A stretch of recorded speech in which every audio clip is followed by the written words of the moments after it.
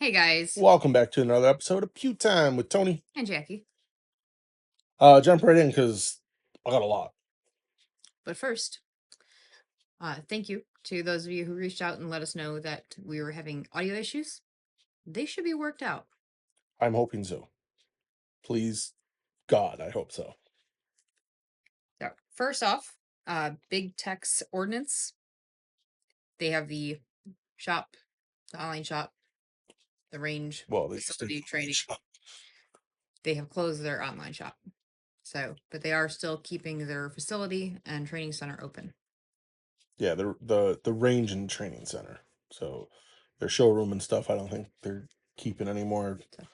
Online retail's gone. No more product only services. That's what it looks like. And from what I read, they kind of left on good terms. They never thought it would amount to this. They started it as like an additional just side hobby. And that's enough. We're done. Like, oh, okay. Let's leave on your terms. That's good. Yeah.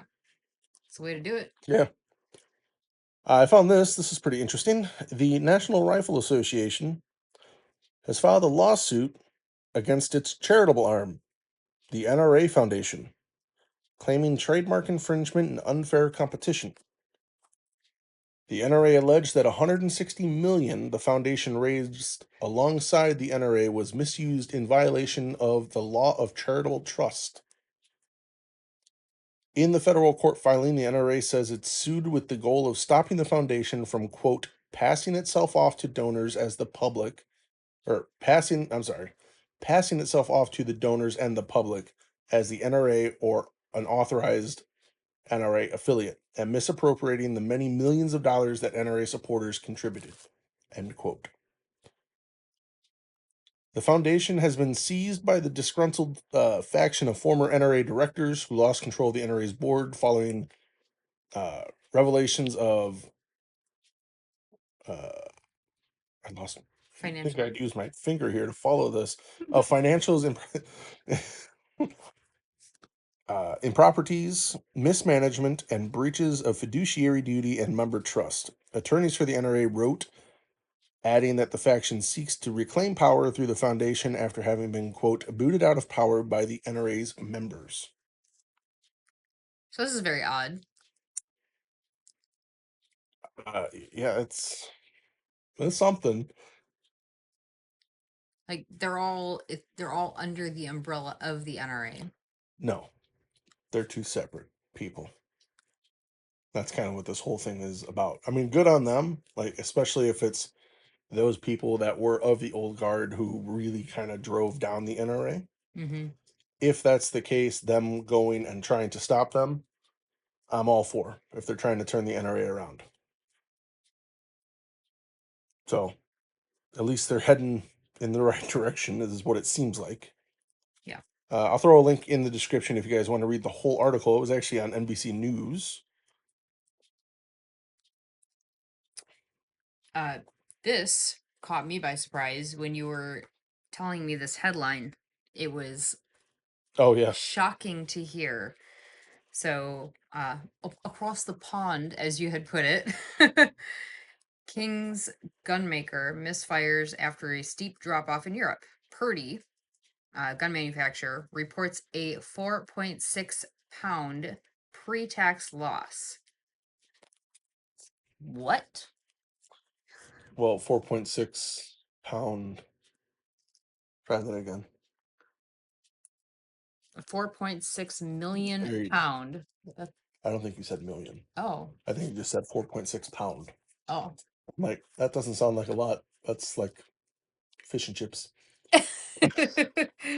Really, really cheap fish and chips. So yeah, $4.6 million loss within the company. And when I asked, how does a company lose that much? Your answer was telling me about like how much roughly these guns cost. And we did, as we do. He tells me news, I get excited. He says, how much do you think their guns cost? And then we do the high low and the high low. I was guessing for about 15 minutes. Higher. higher. How much higher could this possibly be? They have an over under 28-inch with a, it comes with a 30-inch barrel. So that's, a pair. $450,000. The website has it marked in dollars, not pounds, so we don't have to convert anything. Well, that's because the website I looked it up on is from Gordon and Sons. That's their U.S. retailer. They carry, so the full name is Purdy and Sons, Mm-hmm. and they sell through them. So they're ridiculously priced shotguns. And the reason it is the King's gunmaker is they were founded in 1814, and they have had it received its first royal warrant in 1868 from the future Edward VII. So, for those I didn't know, I had to look it up what a royal warrant was. Mm-hmm. And that is basically a fancy piece of paper and a badge that you can put on things that say you provide service to the royal family. So that's why they can charge the astronomical amount that they do. I'm sure that definitely helps. To give you guys an idea, the cheapest gun that they sell is $96,000. Yeah, these are Perazzi and above guns as far as pricing goes. Insane. So I guess when there was a 4.6 million pound loss, that's what, like a dozen guns? I mean, depending on the guns, yeah. Yeah. They just decided, the royal family decided, we're going to get different gifts this year. Crazy. Yeah, that's kind of nuts. Well, I think that's it for foreign news. I just thought it was interesting. I was like, I read it. I'm like, the Kings. I didn't know they owned one. Oh, they don't own one. Oh, how the hell do you lose that much? Oh, Yeah. okay. It was just like forever rolling. Oh, I see. Right. And a lot of, how much? What did you say? Yeah, it's I mean, it'd be kind of cool to have a company like, hey, I sell guns to the royal family. Like that's Because no one else can afford them. Yeah. right. Yeah.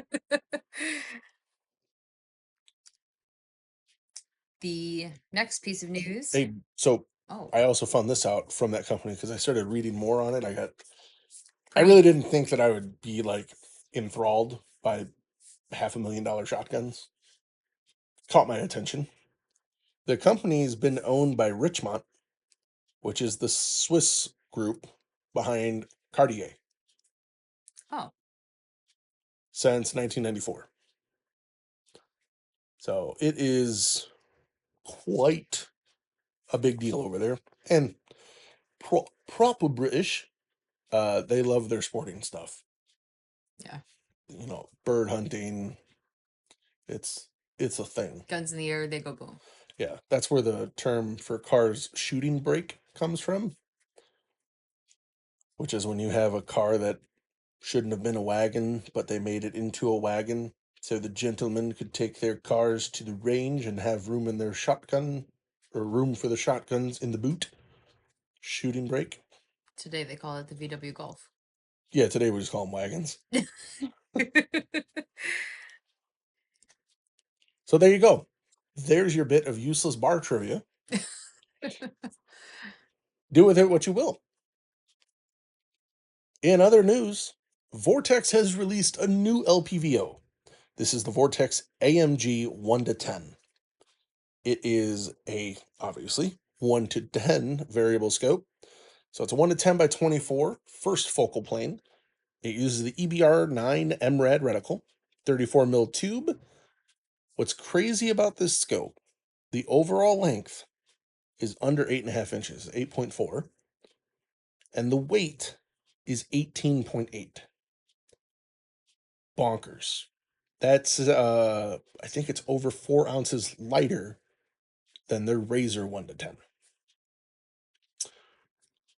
Pretty sure this is one of the units that they've gotten military contracts for. The price would affect that or reflect that because it is $6,400. Oh, jeez. Yeah, it's a pretty penny.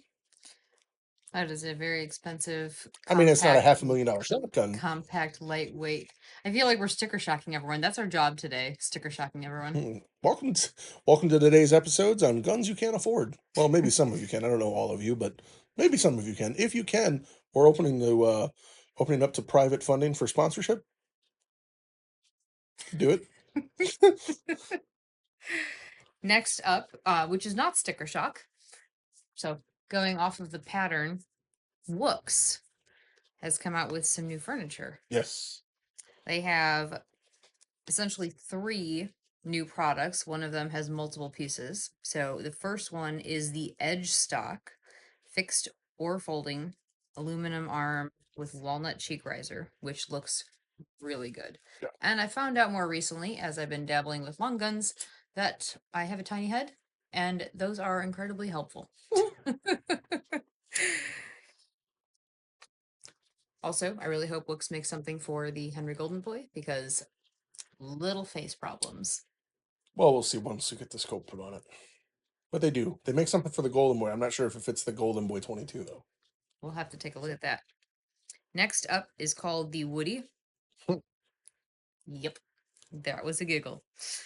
It is a fixed style, very MP5 looking stock. It's a bigger, wider, thicker chunk of Yeah, like walnut at the the back. fixed MP5 stocks that came factory, like you have the traditional like telescoping one, and then the other one that everyone knows it for. It looks like the other one. The third is the 1913 stock, which there's oh my gosh, words. The handguard, It has M-lock. yeah, no, not the stock. There's a 3, it's a set. There we go. The set. Oh Oh my yes, gosh. It's a set. So you can get the stock for the AK. This model is called the 47. You can get the handguard with the M-lock, and you can get the grip. These are all done in a beautiful classic walnut.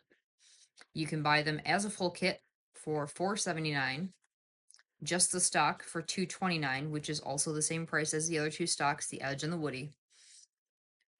The fore end is $169, and the grip is $89. That is a good looking AK. yeah, it does make them look pretty stellar. It's it's a cool way to one. It's an easy way to add M-lock to the fore end if you want, and it's just pretty. And if those prices sound reasonable, it's once because they are, but because we like the Wook stuff so much, we work closely with them, we can actually save you more money on it. Anything from Wooks, if you put in the code LAUGHNLOAD10, save you 10% off the purchase. Fantastic. Save some money. And that's all spelled out, no space, laugh, the letter N, load 10. Last week we covered Justine Williams, one of the Williams sisters, had left Team Colt. She's announced where she's gone. She has gone to Team Osite, as in Olight. Osite. So Olight's red dot. Olight's red dots, which they've apparently been really working with a lot of higher end competitors around the world. And now they're taking their pick for the guys and girls in the USA, apparently. Yep. And from what it looks like, Justine was very excited to start shooting open again. So good for her. Go, Justine. Woot woot. This one had you very excited and Not befuddled. not excited that I would buy, excited that I like when people do something different. I Mhm. do believe they're gonna sell like 7 of these. I think more. It is the company's KMR. They have come out with KMR Precision. KMR Precision. It's a Czechoslovakian company. So these are big in this company is big in Europe. It's They really only big in Europe. what's the acronym for that big European show? IWA. IWA. They usually go there. Mm-hmm. and show their products. They have come out with a left-handed Shadow 2 is what it looks like. Yeah, I don't know. Their gun to me, it gives a big Tanfo vibe. So if you took like a Shadow 2 and a stock 2 and like smashed them together, that's kind of what they're.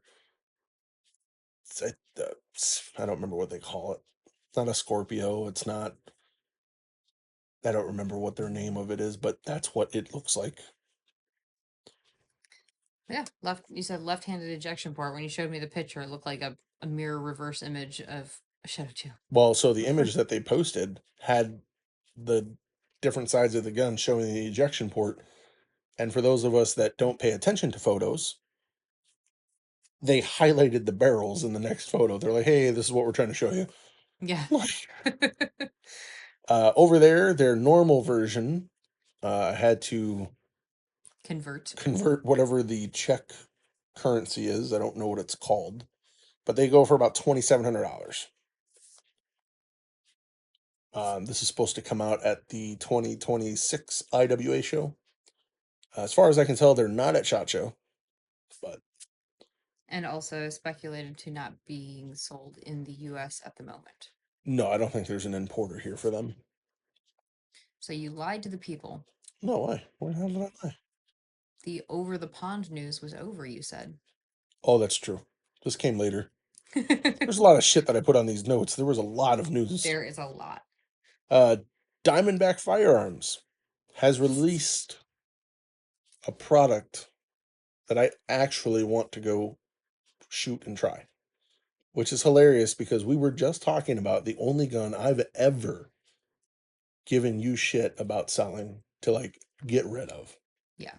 You gave me shit about buying it, and then you gave me shit until I sold it. Right. And I sold Rightfully it. so. I sold it because it needed to go. It was in the repair shop more than it was in my pocket. Yes. And that was a what? That was a Diamondback DB380. Yes. Giant chunk of shit. Yes. However, I've been reading a lot of people liking this gun, and it is the Diamondback SDR-A aluminum. So this is their snub nose revolver, 2-inch barrel. It's just under 16 ounces, 38 special, hammerless, MSRP $614. On top of that, this is a 6-round gun. On top of that, they actually have usable sights. Like legit, I'm not a fan of having front and rear fiber optic, but the fact that they actually have like notch and post sights, not just like a trench style sight for the rear. Correct. I'm very excited. I really can't wait to see one next week. We're going to go over there and check it out. We are going to go and check it out, and I am excited to see how it compares size-wise. Like, is it comparable frame size, holster minded is what I'm going for, to a Smith & Wesson J-frame? Is it going to be a little bit beefier to accommodate the I think it's going to be 6-round closer to cylinder? the KDS, would be my guess, size wise. The K6S? Yeah, that thing. Okay. Can't remember that. The Kimber revolver. Kimber's stupid acronyms and everything. I think it's going to be closer to that guy. I'm excited. You guys know I'm a fan of revolvers. Mm-hmm. It looks promising. And it would put him right between the Smith J-frame 5-shot price range and the Kimber KDS Yeah, K6SX. you figure The X is their aluminum 6-shot hammerless. MSRP is $614, so you're talking street price is probably on the high end 5.5. You're probably looking closer to like 5.25. That's pretty cheap. Yeah, and the grip looks really good. well, I'm excited, and we are definitely planning to stop by next week when we're at SHOT. Mossberg has added to their 590R, which is their rotary safety, and the RM It's the one line. with the AR style safety, in case people are sitting in their car going, rotary. What the hell is that? So that's, yeah, it's got the rotating. Yes, the AR style safety. The R and the RM. The only difference between the R and the RM, the M stands for magazine. So with or without the magazine fed rotary version, they have teamed up with Chisel and put the folding stock mount that allows the 8-position adjustable stock to be folded completely alongside the reverse side of the receiver. And also allow you to mount an optic. Right, so you don't have to worry about folding anything. They have two versions of this. They have the R version, which is $13.30. The only way to get the RM version is their class 3, which is their 11.5-inch barrel, and that's $14.35. So if you have the RM and you're like, oh, that looks like a nice upgrade trade-in type thing, they do not have a non-class 3 for the RM yet. I'm So sure it's coming. I looked into this because I was interested to find out who Chisel Machining was. Those are the guys that make the stock. The stock by itself is not cheap. They're like $500. Mm-hmm. It's hard for me to live in a world where it seems like every Mossberg shotgun we talk about is over $1,000. Right. Like, what happened to like, yeah, I want to buy a Mossberg. Like, oh, okay, cool. Here, over here, they're like $400. Well, their 500s are still pretty affordable. You know, they own Maverick, and those are fucking dirt cheap. Yeah, those They have are. their 590s, but it seems like outside of one or two base model types, you know, just different tube lengths, different barrel lengths, everything else is ridiculous. No. Like mid sevens and up for a pump action, Yeah. which is not right. I mean, 1,400. I mean, like for that price, you're talking 1,400. For a little bit more money, you get a Beretta 1301, Mm-hmm. which Chisel Machine also makes the same stock for. Fantastic. So You should just be doing that upgrade. I don't hate the 590. Like, obviously, I love ours. Mm-hmm. I just don't get the rotary thing. I don't see, I mean, I know why people like them, but if you have a proper non-pistol grip stock, it's not really a problem, Right. ever. Yeah. Your thumb's kind of back there anyways. All right. All right, so let's move away from the $1,000 price area and move into another budget. Taurus has released, I say it like that because technically I think the gun's been out a while. It has. I want to say it's been about 2 years Yeah, since yeah. we talked about it last. So it is now coming stateside, and that is the TX9. This is their new striker fire gun. They're releasing 3 models right off the rip. Full size, compact, subcompact. Gives you a 4.5-inch barrel, 4-inch barrel, or 3.5-inch. 17, 15, 13 rounds, uh, respective, to their size gun. Mm-hmm. MSRP is $500. So street price, we're talking $450. All right. You think this is going to replace their G3 now that they come out with all the X models? You know, they have the GX4, the GX2. This Yes, would be the TX, not a G series, but a TX9. Do you think they're doing away with the G series? yes, I do. And this has the potential to have good results. It's funny to see there seems to be like a sub cult forming inside the gun industry, and that is anything to do with like fire control unit style guns. Yeah. Didn't really catch on with the APX. The Echelon is kind of there. The 320, obviously. Well, even before the 320 was the 250, which was like the Yeah, first of its kind. kind of. That was, I mean, we're going back almost a decade, I'm and it talking when just, it really started to matter. oh yeah, so, but that's how Yeah, long it's been around, and it's just now picking up speed. and RXM. Mm-hmm. Now Taurus has done it with this one with their TMS, the just like their optic system. It's name branding on point. Taurus modular system. Serialized modular chassis that enables end users to quickly swap frame sizes. I gotta say, the gun ergonomically, it looks comfy. And the reason I say it kind of looks comfy, because honestly, when you look at the frame and then look at a PSA dagger, they look almost the same. They do look the same. I mean, it really looks like a big kid version of the GX2. Yeah. Like blown up. Yeah. So if you have a GX2 or have shot or handled a GX2, I can imagine that just bigger scale for the TX9. Mm-hmm. So the subcult I was talking about, it's so funny to listen to these guys talk about guns, especially like in Flux Raider groups.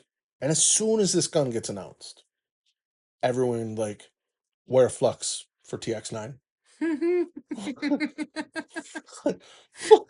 What? You guys are still waiting on a Glock one. Chill out. So then everyone's looking at the other guys that have done stuff like, is it Tyrant? Did Tyrant do one? I think it was Tyrant. It's one of those other Glock accessory brands. I know Strike Industries did one where they, pop the chassis in Mm-hmm. it and have it. And there's another one. It's amazing how quickly everyone does. Taurus, piece of shit. Taurus FCU gun? Hey, Right. how you doing? You guys make halfway decent guns, right? You can do this halfway decently, right? Halfway decently. We'll see. It's It's going their to be at Shot, so we're business going motto. to. Right. Yes, we are going to check that out That as better well. not be their tagline. I really hope they start to become like the Kia Hyundai of the gun world and actually make good, affordable options. Mm-hmm. That would be like, I want you guys to go from holy shit, I'm not buying that. You've already progressed to like Taurus, we're better than shit. And now we're like moving up to where they're getting better. I want to say it was 2021, so about 4 or 5 years ago, that they got a new CEO. Yeah. And that was right in the G3 transition from the G2 to the G3. And you could see the quality begin to start to climb farther and farther I think I after met that. that guy. He was a full-on cowboy when I met him. Oh, yeah? It was a bundle of fun. You're saying that facetiously? No, Oh, okay.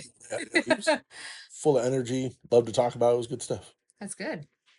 We'll run into him at Shot and Yeah, chew his maybe. brain a little bit on the new series. Yeah. This, I'm going to let you handle this. Funny. There's a pun. You'll Don't get hit it in me. a second. What Go am I? on. What am I doing? Dynamic advantage.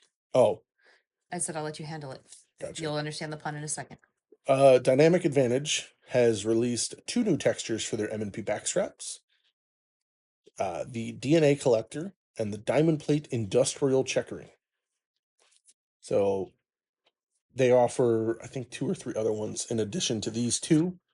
It's a quick, easy way to add even more grip to your M&P.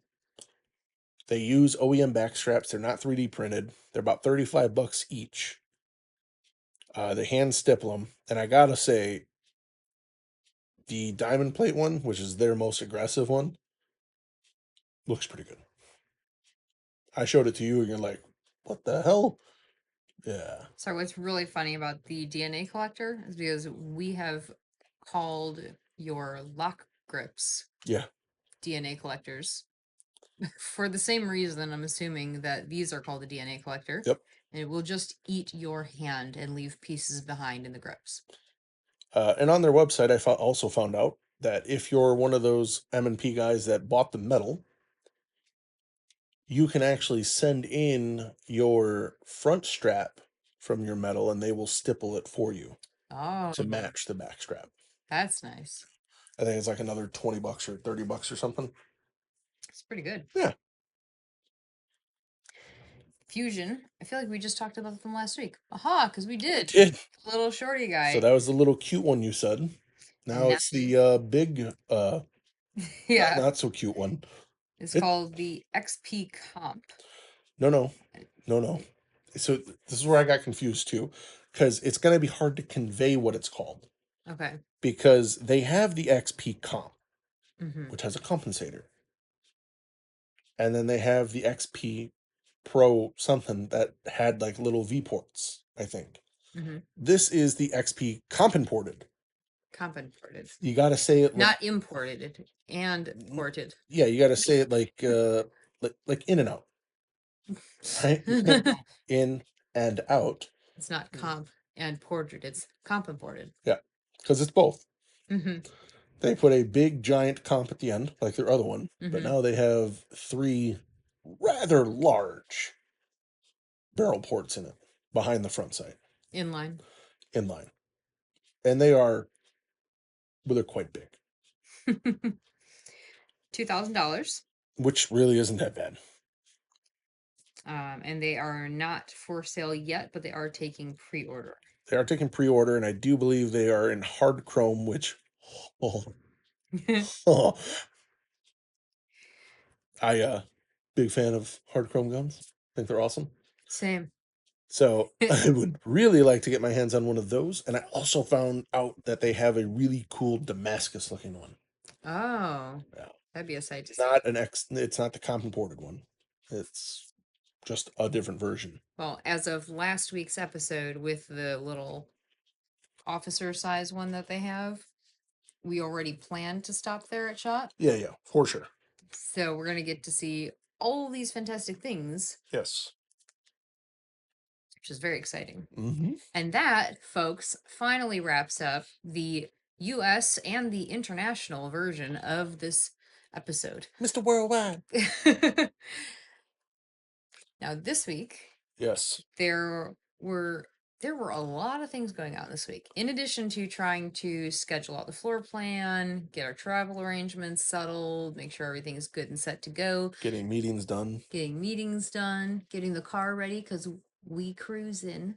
We're not flying, we're driving. You have had a very busy week.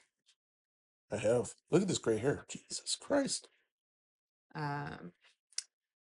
That is a very white. That is not gray, sir. That is Shut your mouth. the whitest beard hair, guys. Never to be He seen. he is Scott Calvin slowly transforming into Santa Claus right before my eyes. I will end you. Anyways, what did you do this week? You are not a nice lady. What did you do this week? Tell the Devil people. woman. They want to know. They don't care about your gray beard. Devil woman.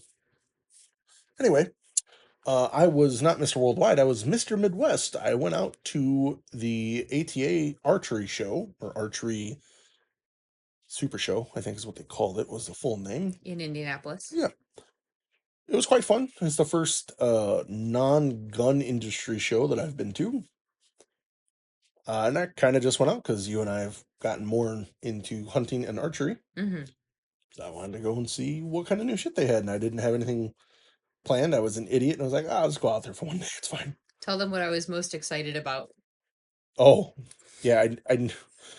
So I went out solo, and the very first, it was right when I walked in. Like, when they have like display items that are like, hey, look what's new. Mm-hmm.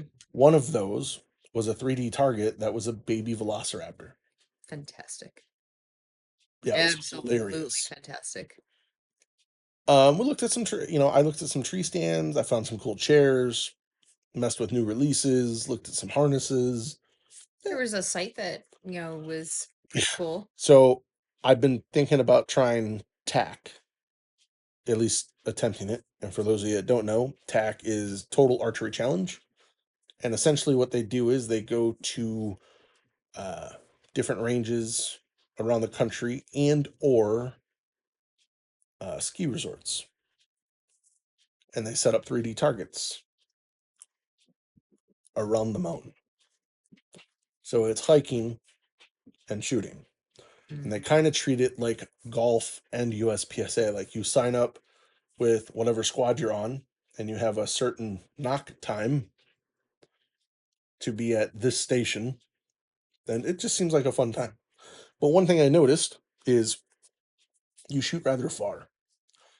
And what I mean that is they have targets that'll be 20 yards, 40, 60, sometimes 80, sometimes 120. Oh my gosh. They're out there. My bow being so light, I don't even know if my arrow would make it 120 yards. Well, that's the thing. Even mine, I have a 60-yard pin. What the hell am I supposed to do with double that distance? Right. So a buddy of mine was like, you need to look at single pins with an adjustable dial. And they had them there. I was like, oh, this is kind of cool. Like, it's got 1 or 3 pins inside of it in line, and then you can like rotate it up, and it tells you what yardage as you rotate it up each pin now represents. That's very cool. It's very cool. I was like, hey, dude, like, how much is one of these? I was not ready for this. He's like, oh, those go for about $450. I'm like, for the sight? He's like, yeah. I'm like, okay, because what kind of bow do you have? I was like, I'm shooting a Matthews solo cam. He goes, oh, an older one. Okay. I was like, whoa, it's not that old, right? I mean, right? How old do you think it is? Well, that bow I got, Dad stopped using it, and he had it. He's had that for 5 or 6. So I guess, yeah, it's kind of old. Yeah. And you've had it for like a year and a half, Yeah. so going on almost a decade if you bought it brand new. I guess. Okay. I didn't know. Anyway, I was like, well, this is better than my other one. My other one's 2 decades old. Yeah. So yeah, I found one of those. That was kind of cool. The site was pretty sweet. What else? And that was kind of it. I was just kind of overwhelmed. It was interesting being in something that I know a little about, but not. I guess I know more about the hunting side and not like the archery gear side. Yeah. There was a lot of shit. A lot. I feel like I would have been overwhelmed as well. I mean, I know even less about the archery equipment than you do. Yeah, it was. It was an experience. Oh, and they had giant moose 3D targets that were Full life size. size. Yes. Life size 3D moose target. Yes. There's also a werewolf. Oh yeah. Yeah. So that one caught me by surprise. I was like, the hell is this? No. The Velociraptor made me most happy. When I asked how was the show, that was the picture I got. Yeah. So I assumed it was banger. Yeah. I mean, I had fun. In addition to the archery show, you've been pretty busy with other things this week. Training. Yes. Training. And if you guys are interested in the training, some of you have already seen it, and thank you so much for the support behind it and the feedback and watching it. But if you go to YouTube, our latest video as of today is 2026 training vlog number 1. I made a full video kind of laying out my new training plan to make master in limited optics for 2026. Yep. Goals and anticipations and Yep. And it's going to be a ongoing kind of video series for the channel. There's going to be a little bit of a break because obviously I'm not going to be training while at SHOT Show. But right after I get back from SHOT Show, the videos will drop probably with a little more frequency in the beginning because training up for the WIT. And I'll give you guys a sneak preview for episode 2. I talk about training and how to pick apart your match footage and your practice footage to figure out exactly how to structure your dry fire and how to make your match schedule and kind of plan out how to work and train your way up to match time. So it's been which very is fun. incredibly helpful. So it's part vlog and part instructional, right? Because Yeah. as you're either using tools that you already have or learning new tools. Mm-hmm.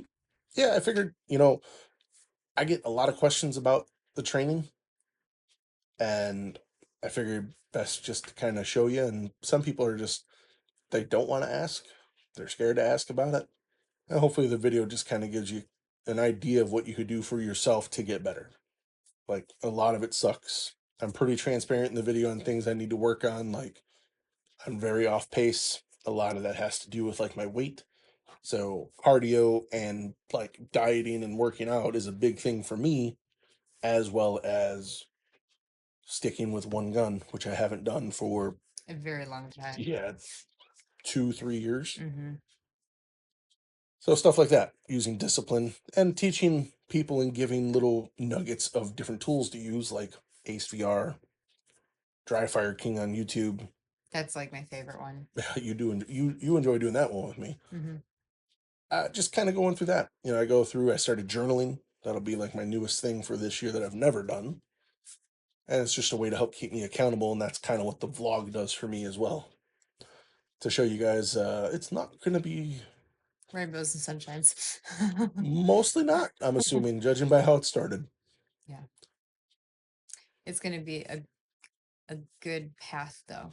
Yeah, I think so. The journey itself, I think, is going to be very eye-opening. Mm-hmm. And, we all go through phases where we go super hard and then we let off the gas and we go super hard again. And there may be a moment where you leaf across your video and you're like, oh, and it remotivates you to go as hard and serious as you are now. Yeah. And like I said, those of you that have already commented and kind of getting back on the train as well, the train of training. I like The that. training train. Toot, toot. Training train. All aboard. So I'm all for it. So if you guys want to jump over, I'll link it in the description as well. That links to the video where it kind of starts off. And it'll be an ongoing series throughout the year of making master and filling out the schedule. So hopefully I'll see you at a major soon. Very soon. I think that's it. I think that's it. Next week, plan to have a special pre-recorded episode. Stay tuned. My buddy Jay Beal is coming on to talk, and we're going to chit chat about his time in South Africa at the World Shoot, what his kind of training is like and how it's evolving, and what his plans are for 2026. So stay tuned for Tony and the Goat Farmer talking. And yeah, that's going to be it. If you guys have any questions for us or topic ideas, send it to pewtimepodcast@gmail.com. Or on any of our social medias at Laugh and Load on everything. On everything. On everything. So we will talk to you guys with all the news and stuff in 2 weeks with stuff from SHOT Show. But we are after SHOT Show podcast. After SHOT Show podcast. But during SHOT Show, you guys can actually catch us filling you in on a video platform on YouTube. Yes. So while we're at SHOT Show, SHOT Show starts on next Tuesday. Mm-hmm. So next Tuesday, Wednesday, Thursday, Friday, every day that Jackie and I are in Vegas at SHOT Show, there are going to be videos released every day of new products coming out, new gear, new guns. And those you can actually see in a video as opposed to listening to us describe them and imagining what these little space blasters look like. I got the hint. The video things, this is a work in progress. It's a lot of work. But go check out YouTube. It's Laugh and Load. And we'll talk to you guys in a couple weeks. Okay, bye.